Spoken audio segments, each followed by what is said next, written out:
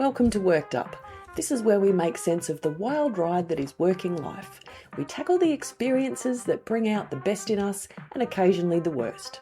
You'll find practical advice you can actually use, helping you to start taking action on whatever's got you worked up about work.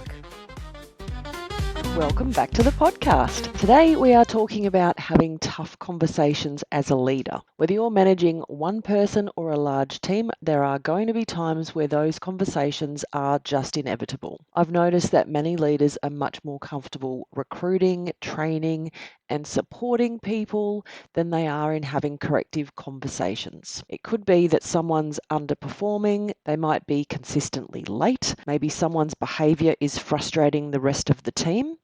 And I've got a bit of a personal story about that a little bit later. Anyway, maybe there's just something that's been nagging at you for a while, and every week you think, I really need to deal with this issue. And then you get very busy and another week comes and goes and you still haven't addressed it. When something is niggling at you, you really need to nip it in the bud straight away, because that little niggle is guaranteed to get bigger and not resolve on its own. And the longer you leave it, the more difficult that conversation becomes. The person that you need to sit down and talk with could reasonably be asking you, well, how come you didn't tell me this earlier? I think for me anyway, I always felt if I needed to have one of those difficult conversations, like it was going to be a confrontation or the person was going to push back and disagree with what I was saying, or that they would be really offended. And what I figured out, people in general, they know where they're going wrong and they know what their weaknesses are. They might have some blind spots, sure, but for the most part, if something's going off track or they're not performing, or it is something like they're late to work all the time, it's not going to be a surprise that you bring it up. It also doesn't have to be a confrontation. So I think just framing your mindset around how the conversation is going to go and viewing it more as something that is helpful to that person, something that helps them do their job better or helps them fit in with the team the way that they need to, they're going to appreciate that conversation. And even if they don't, they're usually going to know that it's a reasonable request and hopefully be prepared to work with you. So I'm going to give you a little bit of a simple framework that I found, which is an expanded version of what I used to call the old shit sandwich, for want of a better word.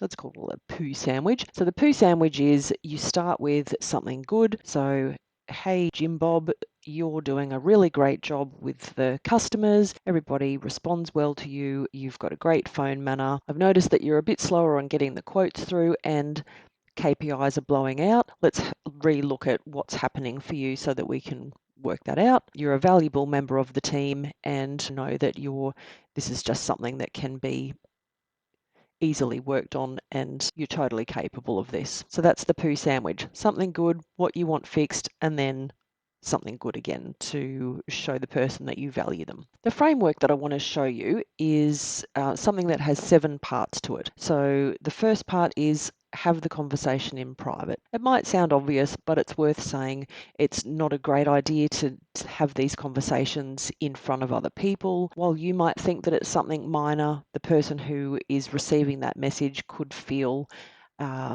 sensitive about it. So suggest that you go for a coffee, you go to a meeting room, you just step aside away from earshot from other people when you have the conversation. It's also a good idea to have this conversation when you know that you have time for a proper chat and the other person does as well. If emotions are running high, maybe pick your timing as to when you have that chat. So the conversation just needs the time and the privacy that it deserves. So the second part to it is to start with what's working, and here's where we go back to our poo sandwich. Most people are doing some things well. Acknowledge those things, because you really want to be balanced in the feedback that you're giving. You don't want them to hear you're bad, you need to fix this, you're not doing things right. You want them to hear, we do want you on the team. We think you're capable of performing to the level that we're looking for, and here's a couple of adjustments or changes that's going to help you get there. The third part of that framework is just to stay calm. So you go into the conversation prepared,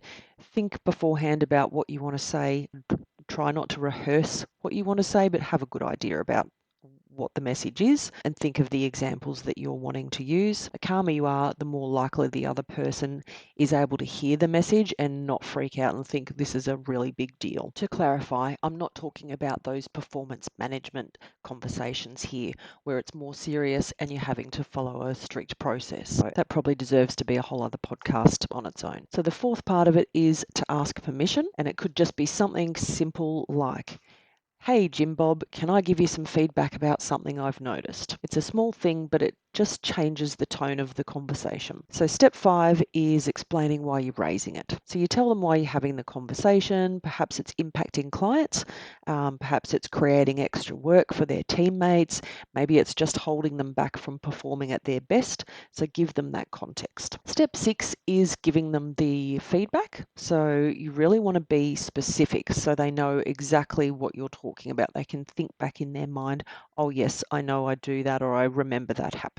And you want to talk about behaviors and outcomes. For example, instead of saying your communication's not great, you might say, "Hey Jim Bob, I've noticed a few client emails haven't been responded to within the normal timeframes and it's caused delays." So specific feedback is much easier for someone to understand and to act on. Here's that story that I mentioned earlier. When I was working for HIH in the 90s, I really wish someone had have told my colleague that picking their nose at their desk is causing concern amongst other teammates because it really is a hygiene issue. And yes, that's a real story, and I have no idea whether my boss actually did take this person aside and say something to them or not. If they did, I don't think it made any difference because the behaviour continued. Let's hope that you're not having to give that kind of feedback. Anyway, let's get back to the podcast. Step 7 is to finish constructively. So here's the last part of your poo sandwich. You can ask questions. You can say, "What are your thoughts?" You can say,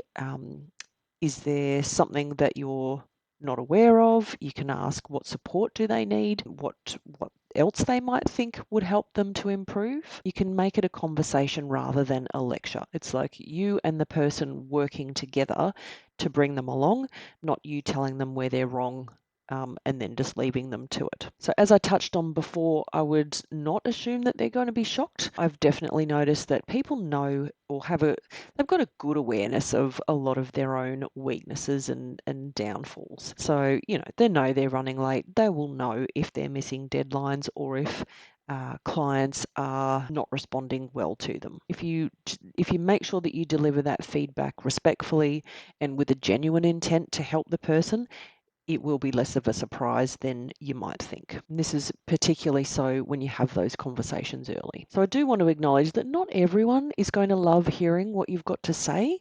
A lot of people, I think, will appreciate the feedback and the help that you're offering, and they'll recognize it as that. But other people are just kind of defensive by nature, or they could be defensive because of the dynamic that you potentially already have with them. So if there's something in there where you think, "Okay, I need to work on myself or I need to work on my way of delivering messages," take that on. But just remember that sometimes you just cannot control how the other person is going to respond. As long as you're respectful and you're professional and you're clear, you make it obvious that your goal is to help them, not to criticize them, I think that you're doing a good job. So I have a little challenge for you this week. Have a think about what it is that you've been putting off. And if there's something that immediately comes to mind, that's the thing that you work on. Do schedule it sometime in this coming week. Because as we talked about, the longer these things sit there, the bigger they kind of become, and the more difficult sometimes they are to resolve, and the more it comes across like it's a bigger deal than what it really needs to be. I really hope that that has helped you. Thank you so much for listening, and I will see you next time. If you have any questions about this episode, feel free to reach out to us at hello@able, ABLE, recruitment.com.au. Thank you very much for listening, and I'll catch you next time.